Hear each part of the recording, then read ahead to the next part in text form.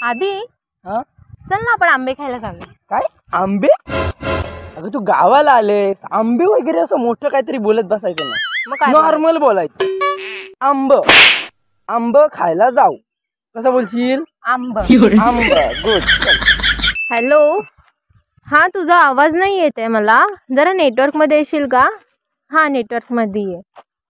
अगं एवढं लांब लचक बोलत बसायचं नाही, नेटवर्क मध्ये ये ना, आवाज नाही येत नाही.